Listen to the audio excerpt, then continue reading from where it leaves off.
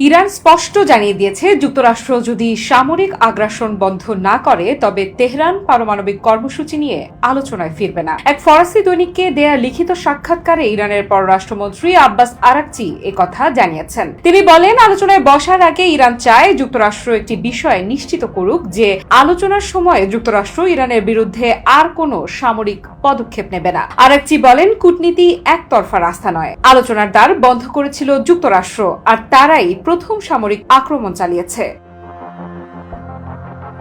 তার ভাষায়, এখন সময় এসেছে যুক্তরাষ্ট্র যেন নিজ ভুলের দায় স্বীকার করে এবং তার আচরণের বাস্তব পরিবর্তন আনে। এমনকি তিনি আরো বলেন, বন্ধুত্বপূর্ণ দেশগুলোর মাধ্যমে বর্তমানে একটি কূটনৈতিক হটলাইন চালু করার কাজ চলছে। সাম্প্রতিক মার্কিন হামলায় ইরানের পারমাণবিক স্থাপনাগুলোর ক্ষতি হয়েছে বলেও জানান আব্বাস আরাকচি। তিনি বলেন, ক্ষতির মাত্রা নিরূপণের পর ইরান এর জন্য ক্ষতিপূরণ দাবি করবে। তার মতে, শান্তিপূর্ণ পারমাণবিক কর্মসূচি ধ্বংস করে একটি জাতিকে জোর করে থামিয়ে দেওয়া একটি ভয়ঙ্কর ভুল। আরাকচি এও বলেন, ইরানের কর্মসূচি আন্তর্জাতিক আণবিক শক্তি সংস্থার কঠোর তদারকিতে পরিচালিত হচ্ছে এবং এ পর্যন্ত কোনো বিচ্যুতির প্রমাণ পাওয়া যায়নি। তিনি জোর দিয়ে বলেন, যে জাতি বৈজ্ঞানিক উৎকর্ষে পৌঁছেছে তার ইচ্ছে শক্তিকে বোমা মেরে থামানো যায় না। IAEA এর নজরদারিতে থাকা স্থাপনায় হামলা এবং পশ্চিমা দেশগুলোর নীরবতা আসলে পুরো আন্তর্জাতিক আইন ও অনুপ্রবেশ নিরোধ চুক্তির ভিত্তিকেই আঘাত করেছে।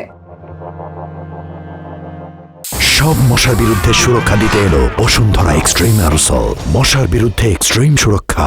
আলোচনায় ফেরার বিষয়ে আরাকচি যুক্তরাষ্ট্রের উদ্দেশ্যে বলেন, আরও নিষেধাজ্ঞা বা হুমকি দিলে তা কেবল কূটনৈতিক পথই বন্ধ করবে। ইউরোপীয় দেশগুলোর পক্ষ থেকে যদি 2015 সালের চুক্তি অনুযায়ী নিষেধাজ্ঞা ব্যবস্থার সক্রিয়তা আবার চালু করা হয় তবে তা কার্যত এক প্রকার সামরিক হামলার শামিল হবে বলেও সতর্ক করেন তিনি। আরাকচি নিশ্চিত করেছেন, ইরান পারমাণবিক অস্ত্র বিস্তার বিরোধী চুক্তি থেকে সরে যাওয়ার কোনো পরিকল্পনা করছে না। তবে তার শর্ত, চুক্তিটি যেন একপাক্ষিকভাবে প্রয়োগ না হয়। তিনি বলেন, আমরা আমাদের অধিকার অনুযায়ী ইউরেনিয়াম সমৃদ্ধ করছি। আমাদের কার্যক্রমের ভিত্তি শান্তিপূর্ণ, চিকিৎসা ও কৃষিক্ষেত্রে প্রয়োগযোগ্য এবং এর পেছনে রয়েছে সর্বোচ্চ নেতার পক্ষ থেকে দেয়া ফতোয়া, যা গণবিধ্বংসী অস্ত্র তৈরিকে হারাম ঘোষণা করেছে। আফ্রিদা ইফরাত, নিউজ 24।